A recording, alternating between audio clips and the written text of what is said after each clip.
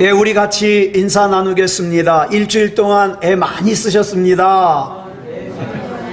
예, 은혜 받고 돌아갑시다.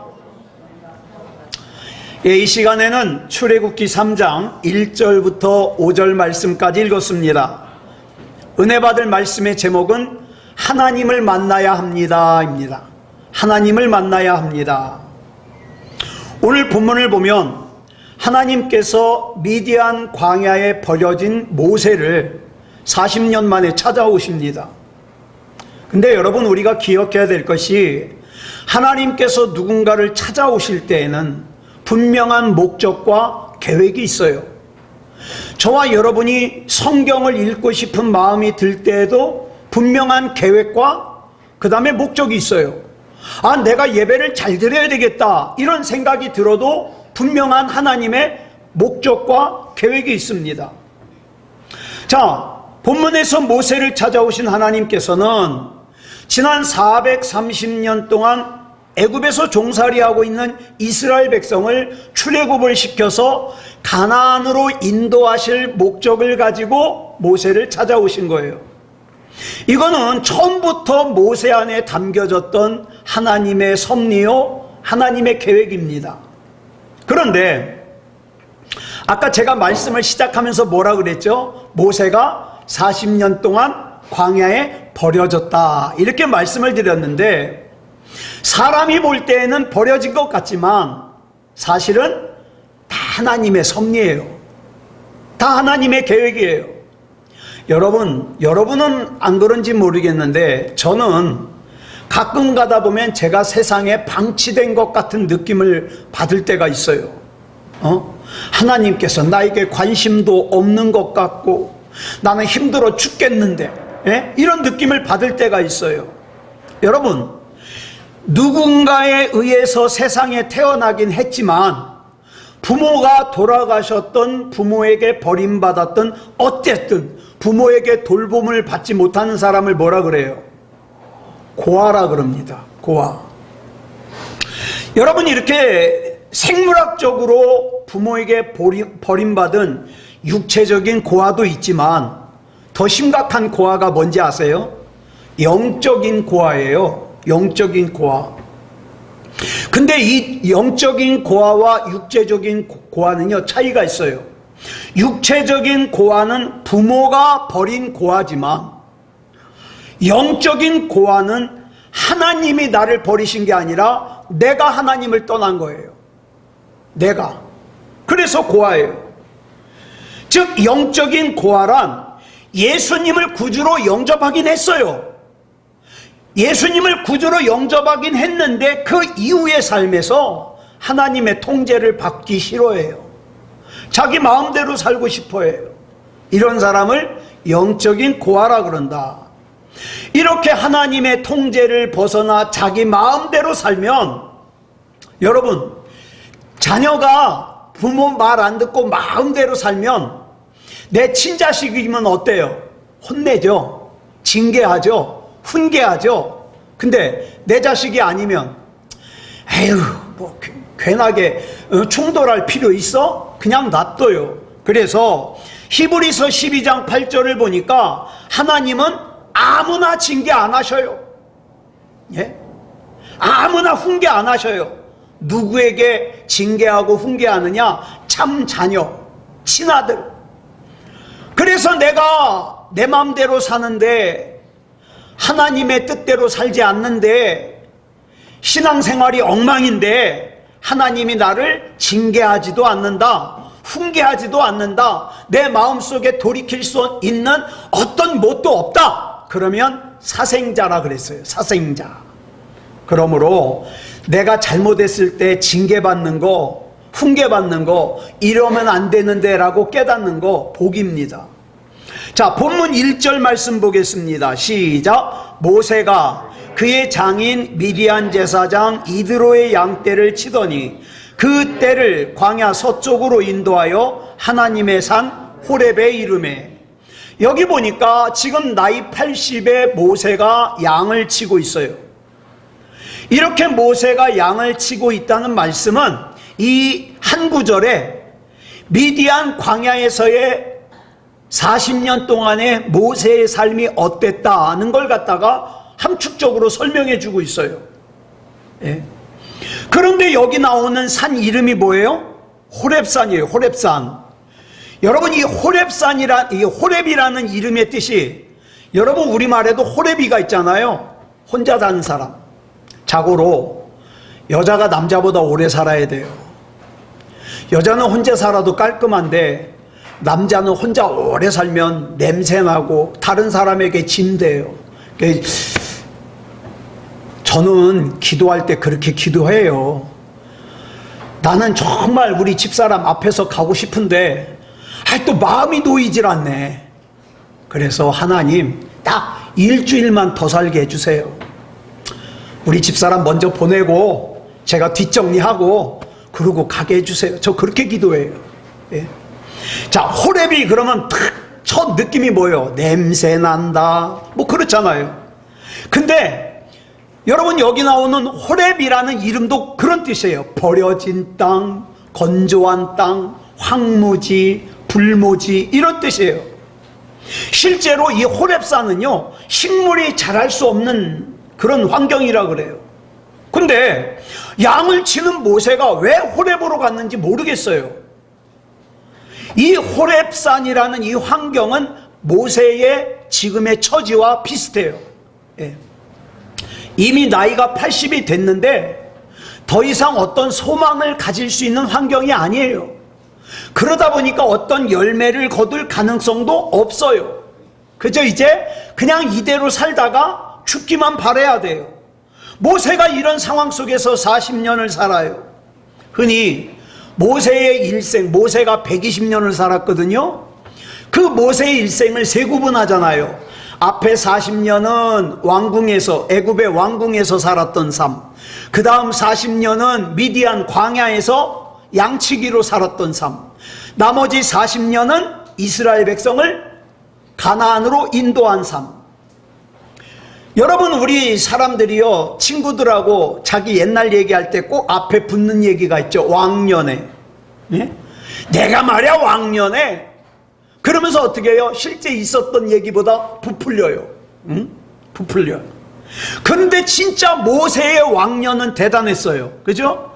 당시 세계 최강의 나라인 애굽에서 왕자의 신분이었잖아요. 왕궁에서 왕족들만 받는 교육을 받았잖아요. 그래서 사도행전 7장 22절에서 뭐라고 설명합니까? 시작. 모세가 애굽 사람의 모든 지혜를 배워 그의 말과 하는 일들이 능하더라. 예? 능통하더라 이 뜻이에요. 능하더라. 게다가 모세를 기른 애굽의 공주 이름이 뭐냐? 역사책을 보면 그 모세를 주워다가 기른 공주 이름이 하셉수트라는 공주예요. 근데 이 공주가 굉장히 똑똑했어요.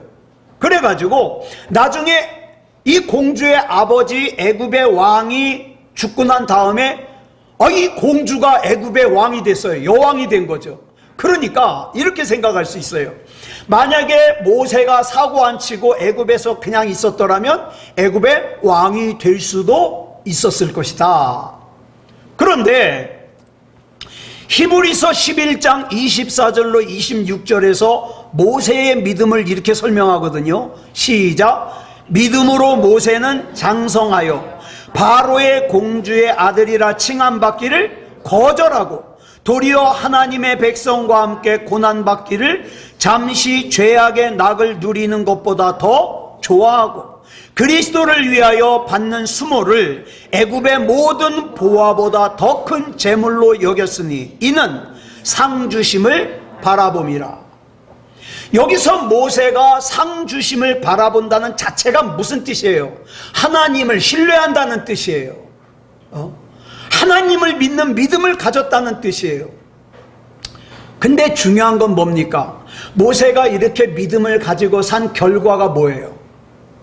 이렇게 믿음으로 산 결과가 살인자가 돼가지고 미디안 광야로 도망을 가서 미디안 광야에서 하나님에게도 잊혀진 것 같고 사람들에게서도 잊혀진 것 같고 마치 버려진 것처럼 40년 동안 양을 치는데 그것도 성경을 보니까 자기 양은 한 마리도 없어요. 자기 장인 이드로의 양을 치면서 살더라.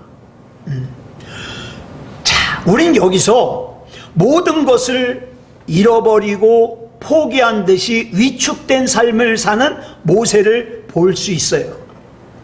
누가 이 양을 치고 있는 나이 80의 모세의 모습에서 과거 영광스러웠던 애굽의 왕자 모세의 모습을 상상이나 할 수 있겠습니까? 미디안 광야에서 나이 80의 모세가 양을 치고 있는데 그것도 자기 양은 한 마리도 없어요. 다 장인 이드로의 양이에요. 여기 보면 더 심각한 문제가 나와요. 이 모세의 장인 이드로를 소개하기를 뭐라고 소개하느냐? 미디안의 제사장이래요. 이 이드로가 할례를 받지 않은 것으로 봐서 이 이드로는 하나님을 섬기는 제사장이 아니에요. 미디안 지역의 우상을 섬기는 제사장이에요. 그러니까 말로 듣기 좋게 말해서 미디안의 제사장이지, 여러분 우리나라에서 남자 무당을 뭐라고 부릅니까? 남자 무당, 박수무당, 그죠? 박수무당이라고 하잖아요. 이 모세의 장인이 박수무당이에요. 박수무당. 그러니까 이 미디안 제사장인 이 이드로의 집에서는 항상 뭐가 있겠어요? 종교의식이 있겠죠. 막 향불을 계속 켜놓는다든가, 주문을 갖다가 뭐 수리수리 마수리 하면서 막 외운다든가, 있지 않겠습니까? 게다가 굿도 하겠죠. 막 굿. 예? 자, 그럴 때면 자, 한번 생각해 보세요. 내가 아무것도 가진 것 없는데 내가 결혼을 했는데 우리 장인이 박수무당이에요. 맨날 집에서 굿거리하고 주문을 외워요. 나는 하나님을 믿는데. 그러면 어떡하겠어요? 모세는 나는 우상을 섬길 수 없으니까 슬그머니 나와서 어떻게 해요? 그 주문 소리도 안 들리고 굿하는 소리도 안 들리는 한적한 곳으로 갔겠죠. 그러니까 이 나이 80의 모세는 장인의 집보다 어디가 더 편해요? 광야가 더 마음이 편해요. 양을 치는 게 마음이 더 편해요. 그래서 양을 이끌고 양을 친다는 명목하에 자주 찾은 장소가 어디냐? 호렙산이에요. 그렇게 살아온 시간이 40년이에요. 그러면 이렇게 광야에서 40년을 살아오는 동안에 모세의 심정은 어땠을까요? 여러분 한번 생각해 보세요. 내가 모세예요. 내가 악한 생각을 한 게 아니잖아요. 내가 악한 계획을 세워가지고 악한 행동을 한 게 아니에요. 내가 악한 짓을 해가지고 벌을 받아가지고 내가 이 미디안 광야에 도망와서 산다면 내가 이해가 되겠는데, 나는 애굽의 왕자라는 걸 갖다가 거절하고 나는 하나님의 백성이라는 자부심에서 내 동족인 이스라엘을 구하려고 나는 바로의 공주의 아들이라 칭함받는 걸 거절하고 의로운 행동을 하려고 한 건데, 하나님께서는 그런 나를 뭘로 만드셨어요? 살인자로 만드셨어요. 그래가지고 광야에 40년 동안 처박아 두셨어요. 어쩌면 제가 모세의 입장이라면 저 그런 생각 많이 했을 거예요. 내가 믿는 하나님이 진짜 하나님이 맞나? 아니 진짜 하나님이 맞다면 나한테 이럴 수 없잖아. 내가 그 정의로운 생각을 가지고, 내가 그 믿음의 생각을 가지고 내가 그랬는데, 아니 가만히 보면 하나님을 안 믿는 사람도 나보다 더 행복하게 잘 사는 것 같은데, 내가 하나님의 일을 하겠다고 그 의로운 생각을 가지고 일어났는데, 그래서 애굽의 왕자의 자리도 마다했는데 왜 내가 이렇게 비참하게 살아야 되지? 왜 내가 아무런 꿈도 꿀 수 없지? 그동안 내가 하나님을 믿겠다고 손해보고 산 인생은 누구한테 보상받지? 저는 그런 생각 당연히 했을 거예요.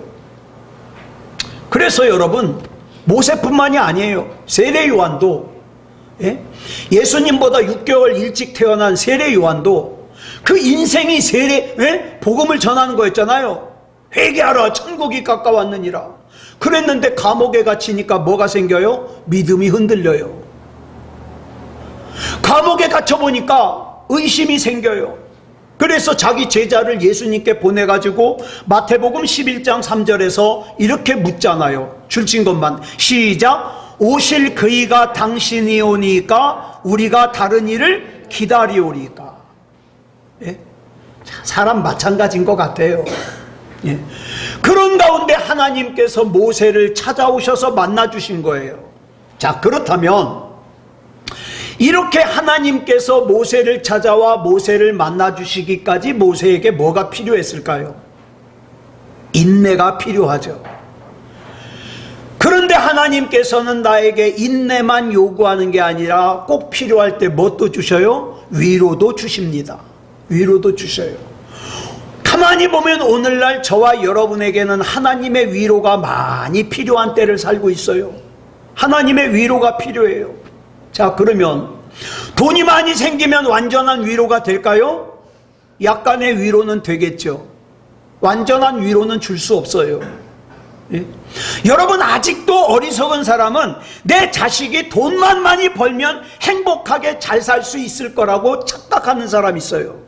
그렇지 않아요. 예? 우리 인생은 하나님이 아니면 안 돼요. 좋은 친구가 있으면 완전한 위로가 될까요? 이것도 약간의 위로는 받을 수 있지만 완전한 위로는 되지 못합니다. 완전한 위로는 오직 하나님을 만나야만 받을 수 있어요. 이방 족속인 미디안 제사장인 이드로의 집에서 함께 살고 있는 모세, 얼마나 불편했을까요? 네? 얼마나 힘들었을까요? 다시 한번 강조해요. 장인어른이 박수무당인데 그 처갓집에서 40년을 같이 산 거예요. 그러나 하나님께서는 이 아무런 가능성이 없는 모세를 찾아와 주시고 만나 주시고 위로해 주시고 능력 주셨습니다. 저와 여러분이 하나님 바라보는 거 중단하면 안 되는 이유가 바로 여기 있어요. 하나님은 내가 생각한 때가 아니라 하나님의 때에 나를 만나 주시고 하나님의 때에 나에게 힘 주시고 하나님의 때에 나에게 능력 주십니다. 그렇기 때문에 나는 하나님만 바라봐야 돼요. 하나님께서 모세로 하여금 출애굽한 이스라엘 백성을 인도하게 하기 위해서 미디안 광야에서 지난 40년 동안 모세로 하여금 광야의 지리를 익히게 하셨어요. 그래서 여러분, 출애굽한 이스라엘 백성 중에서 광야길을 제일 잘하는 사람이 누구냐? 모세예요. 모세는 광야에서, 즉 사막에서 가장 무서운 게 모래폭풍인데 그 모래폭풍이 몰려오기 전에 어떤 전조현상이 있다는 걸 모세는 알아요. 예? 또 모래폭풍이 몰려오면 어떻게 대피해야 된다는 것도 잘 알아요. 또 광야에서 갑자기 비가 쏟아지면 어떻게 대처해야 된다는 것도 모세는 잘 알아요. 하나님께서는 지난 40년 동안 모세로 하여금 이렇게 출애굽을 준비하게 하신 거예요. 자, 본문 2절 보겠습니다. 시작. 여호와의 사자가 떨기나무 가운데로부터 나오는 불꽃 안에서 그에게 나타나시니라. 그가 보니 떨기나무에 불이 붙었으나 그 떨기나무가 사라지지 아니하는지라. 이 떨기나무는 모세가 지난 40년 동안 쭉 봐온 떨기나무들이에요. 별 특별한 나무가 아니에요. 그런데 어느 날 이 떨기나무에 불이 붙은 거예요. 그런데 상식적으로 이 바짝 마른 떨기나무에 불이 붙었으면 금방 화르르 타고서 꺼져야 정상인데 꺼지질 않는 거예요. 그 모습 그대로 계속 타는 거예요. 그게 신기하다고 생각돼서 가까이 가서 보려고 그러는데 그런 모세에게 하나님의 음성이 들립니다. 자, 본문 4절 보겠습니다. 시작. 여호와께서 그가 보려고 돌이켜 오는 것을 보신지라. 하나님이 떨기나무 가운데서 그를 불러 이르시되 모세야 모세야 하시매 그가 이르되 내가 여기 있나이다. 잘 들으세요. 아무것도 기대할 것이 없는, 가능성이 없는 절망의 현장에서 모세에게 하나님의 음성이 들리는 거예요. 여러분, 지금 여러분의 삶은 어떻습니까? 아직 나에게 건강이 있어서, 나에게 알량한 돈이 있어서, 나에게 직업이 있어서 하나님이 아니어도 됩니까? 그러지 마세요. 예.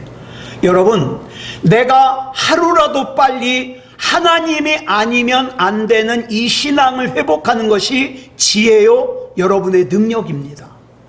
나는 하나님이 아니면 안 돼요. 그러기 위해서 하나님의 음성이 저와 여러분에게 반드시 들려져야 돼요. 예.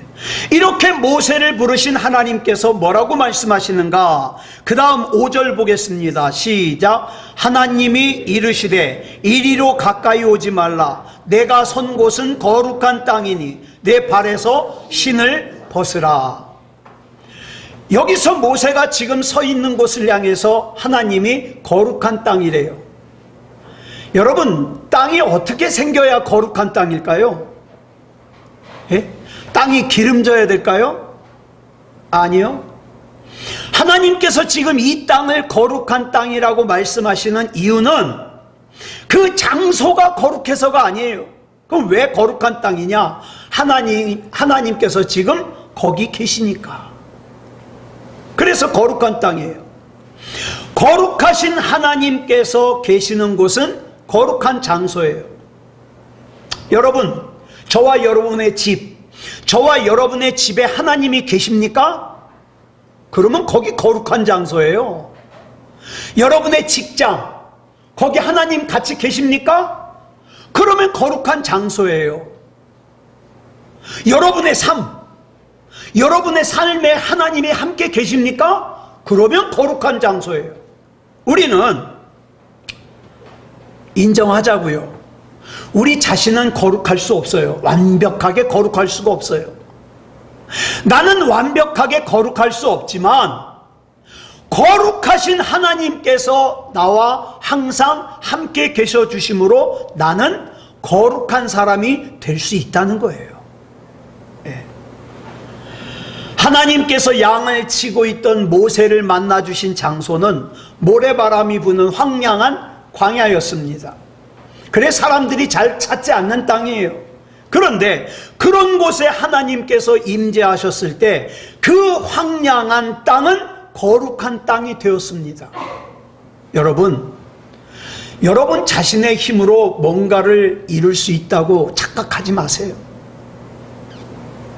하나님, 내 삶에, 내 인생에 함께 계셔 주시옵소서.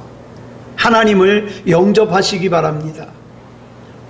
그러면 우리는 여기서 교회가 어때야 되는가를 알 수 있어요.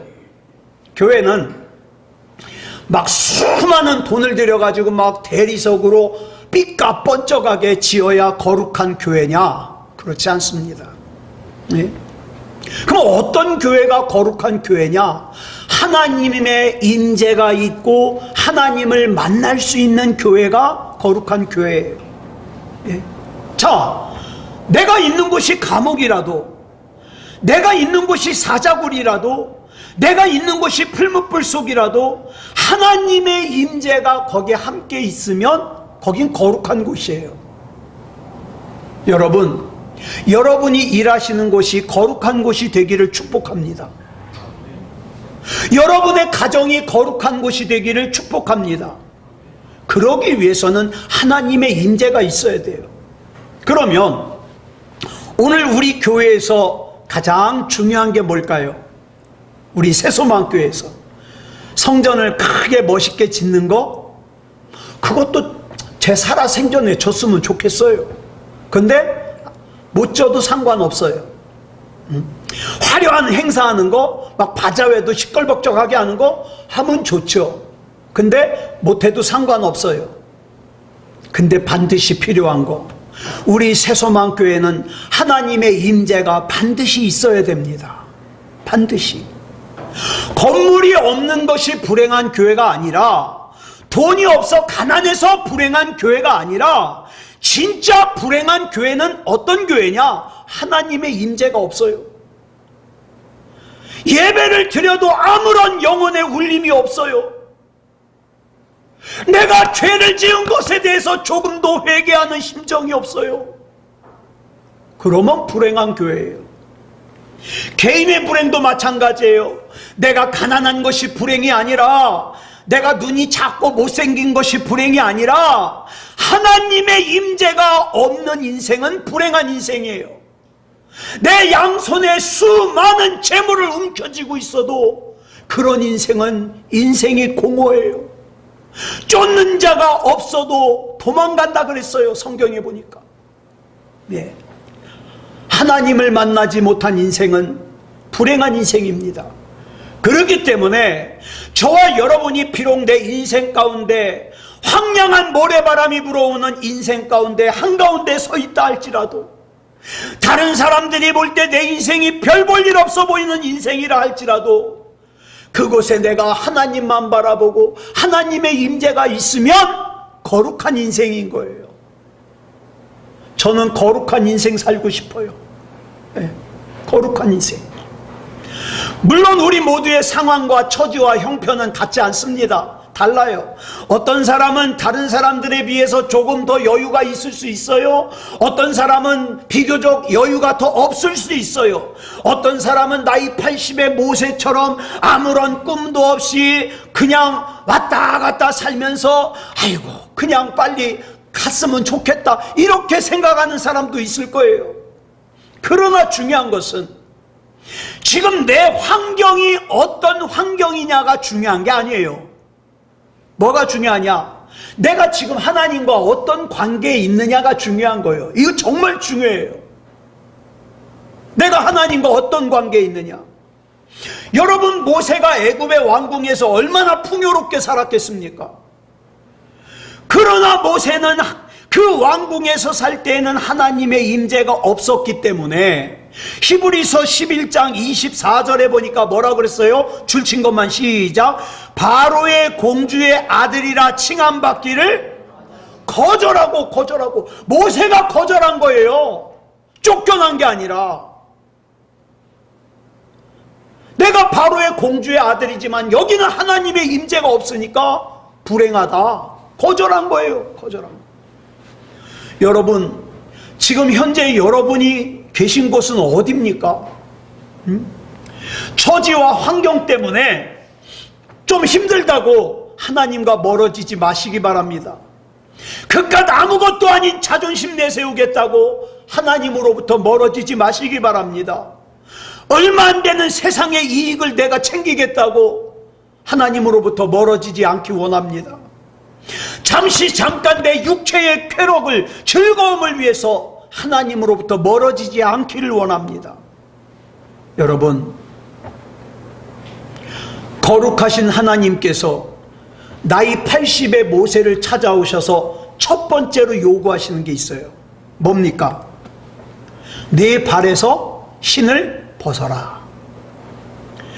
모세에게 사명을 맡기기 위해서 찾아오신 하나님께서는 사명자로서의 모세의 자격이 있냐 없냐, 능력이 있냐 없냐, 이거 체크하신 게 아니에요. 그냥 발에서 신 벗으래요.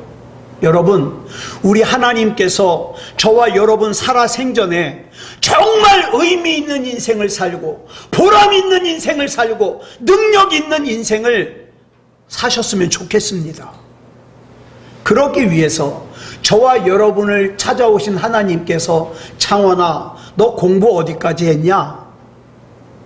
너 영어 회화가 얼마나 되냐?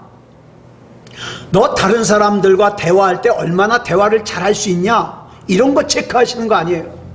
뭐 체크하십니까? 네 발에서 신을 벗어라. 벗어라. 모세에게 사명을 맡기시면서 발에서 신을 벗으라고 하는 건 뭘 뜻할까요?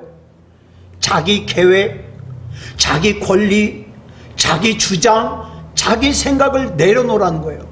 40년 전에 왕자 신분의 모세는 어떻게 했습니까? 자기 나름대로 계획을 세웠어요. 내가 어떻게 하면 내 동족인 이스라엘을 애굽에서 해방시킬까? 그래가지고 한 게 뭐예요? 애굽 병사 때려 죽이고 도망간 거예요.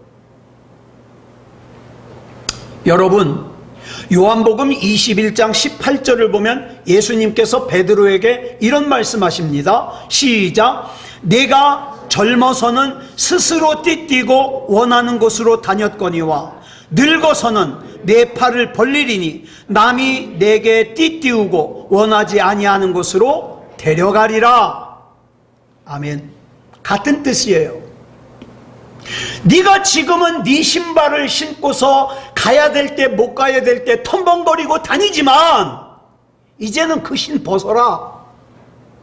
그리고 하나님께서 신겨주시는 신을 신고 하나님께서 인도하시는 곳으로만 가라. 이 뜻이에요. 내 것이라고 생각했던 내 권리, 내 주장, 내 계획을 거룩하신 하나님 앞에서 내려놓으라는 거예요. 그렇게 모세는 자기의 신발을 벗고 하나님께서 신겨주시는 새로운 신발을 신고 새로 출발을 합니다. 자, 근데 놀라운 게 있어요.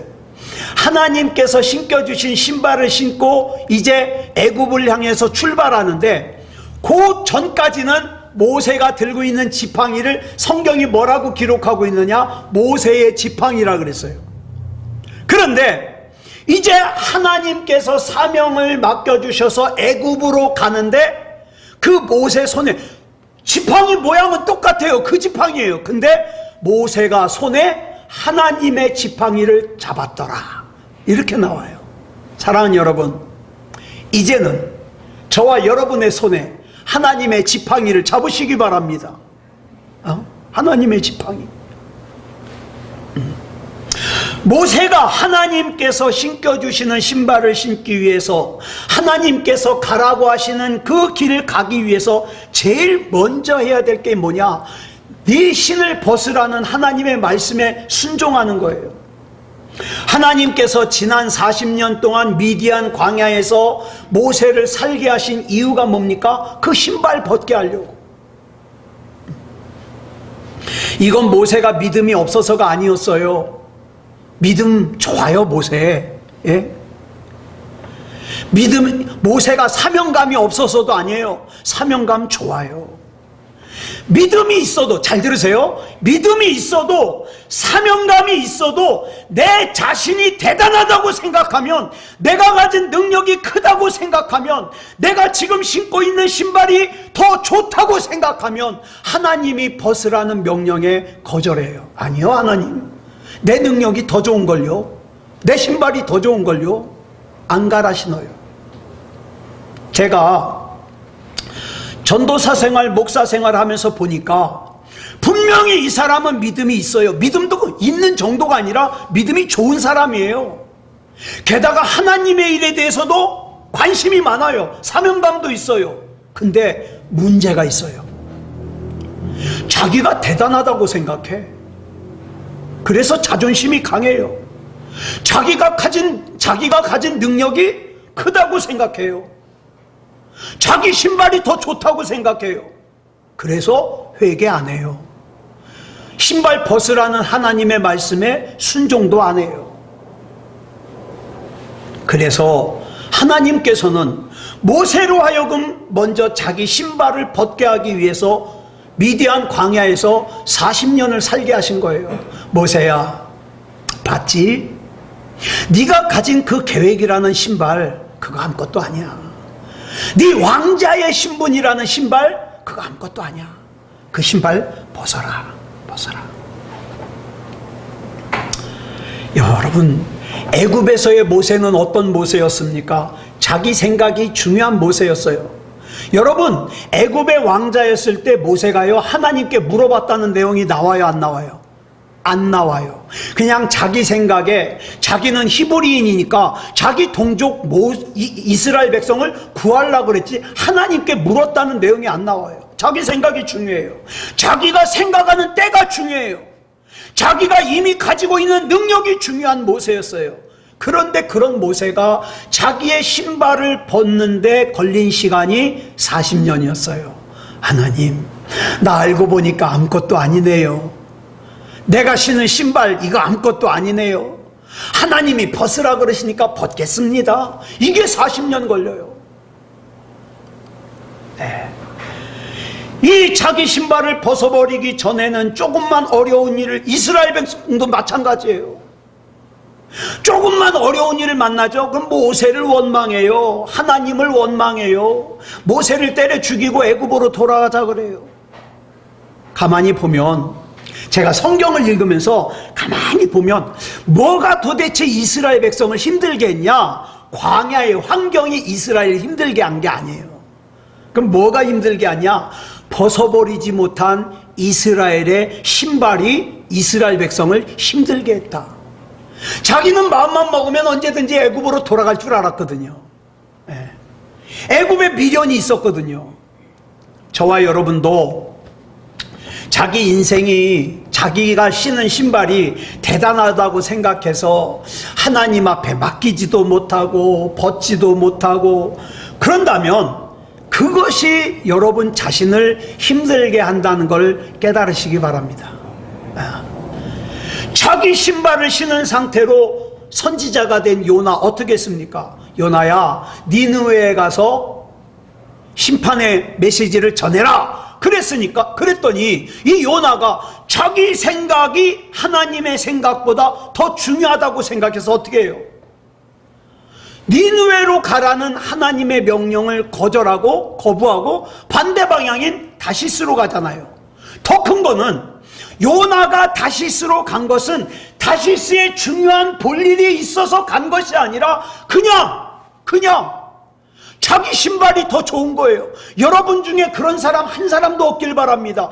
이창원 목사가 목이 터져라고 하나님 아니면 안 되는 인생을 살자 그러는데 무슨 뚜렷한 볼일이 있어서가 아니에요. 그냥 자기 생각이 더 좋아서, 아니야, 나는 예배 안 드릴래, 난 기도 안 할래. 왜? 내가 신은 신발이 더 중요하니까. 그러면 앞으로 저와 여러분이 살아야 될 이 세상에서 믿음다운 믿음, 구원받을 믿음을 지켜낼 수가 없다 이 말이에요. 지켜낼 수가. 여러분, 탕자의 비유에서도 보세요. 자기 신발을 신고 있던 탕자의 형, 그 큰아들은 자기의 생각과 자기 아버지의 결정이 다르니까 어떡합니까? 불만, 불평, 원망하잖아요. 여러분, 잘 들으세요. 여러분들 믿음이 있는 거 저는 믿습니다. 그런데 자기의 신발을 신고 믿는 믿음은 믿음다운 믿음이 못 될 가능성이 커요. 자기 신발을 그대로 신고 순종하는 그 순종은 순종다운 순종이 못 될 가능성이 커요. 그래서 여러분, 밴드에다가 예배 올려놓잖아요. 여러분 예배 시간에 참석 못할 것 같으면 여러분 편한 시간에라도 그거 보고 같이 찬양하고 같이 기도하고 말씀 듣고 그러세요. 저와 여러분은 예배가 아니면 안 되는 사람들이에요. 지금 마찬가지예요. 이창원 목사가 구원받을 만한 믿음, 생명책에 이름이 기록되는 믿음, 그런 믿음다운 믿음을 가지자고 막 소리치잖아요. 그런데 자기 신발을 신은 사람들은 어떻게 알아듣습니까? 부자 되는 믿음, 건강해지는 믿음, 잘 사는 믿음만 생각해요. 예수님의 제자들이 그랬잖아요. 예수님께서 하나님 나라의 복음을 갖다가 말씀하시면 예수님의 제자들은 뭘로 알아들어요? 이 땅의 것으로 알아들었어요. 성령 받기 전까지. 그래서 하나님께서는 발에서 신을 벗으라는 거예요. 이 신발을 벗지 않으면 하나님께서 나에게 가까이 오실 수도 없고 나도 하나님께 가까이 갈 수가 없다. 이렇게 자기 신발을 벗었으면 그 다음에는 하나님께서 신겨주시는 신발을 신어야 돼요. 하나님께서 신겨주시는 신발을 신고 하나님께서 가자고 하는 곳으로 가고 하나님께서 걷자고 하는 곳으로 걸어야 돼요. 이렇게 하나님께서 신겨주시는 신발을 신고 하나님께서 가자고 하는 곳으로 가고 하나님께서 걷자고 하는 곳으로 걸으면 이사야 43장 19절에 하나님께서 이런 약속을 주셨어요. 시작. 보라, 내가 새 일을 행하리니 이제 나타낼 것이라. 너희가 그것을 알지 못하겠느냐? 반드시 내가 광야의 길을, 사막에 강을 내리니. 아멘. 광야 같은데 인생에 길을 내주시겠다고 약속하셨어요. 사막 같은데 인생에 강이 흐르게 하겠다고 약속해 주셨어요. 여러분, 광야에 길이 생기면 그건 더 이상 광야가 아니에요. 사막에 물이 흐르면 더 이상 사막이 아니에요. 그런데요, 여러분, 여기까지는 구약의 약속이에요. 신약으로 오니까 더 놀라운 약속이 선포됐어요. 뭐냐? 이제는 길을 낼 필요도 없어요. 요한복음 14장 6절 볼까요? 시작. 예수께서 이르시되 내가 곧 길이요 진리요 생명이니 나로 말미암지 않고는 아버지께로 올 자가 없느니라. 여기 보니까 예수님이 친히 길이 되어 주셨어요. 그래서 그 예수님을 내 구주로 영접하기만 하면 감옥 안에도 길이 생기고 사자굴에도 길이 생기고 풀무불에도 길이 생겨요. 그래서 주님께서 함께 하시는 인생은 광야 인생이 광야가 아닌 인생이 되는 거고, 사막 인생이 사막이 아닌 인생이 되는 거예요. 사랑하는 여러분, 여러분에게 예수님의 이름으로 이 축복을 드립니다. 예수님을 구주로 영접하시는데 그 길이요 진리요 생명 되신 예수님께서 저와 여러분 안에서 강력하게 주인이 되셔서 역사하시기를 축복합니다. 기도하겠습니다. 사랑의 아버지 하나님, 감사합니다. 우리 하나님의 은혜 가운데 하나님이 믿어지게 하시고 여기까지 인도해 주신 거 감사합니다.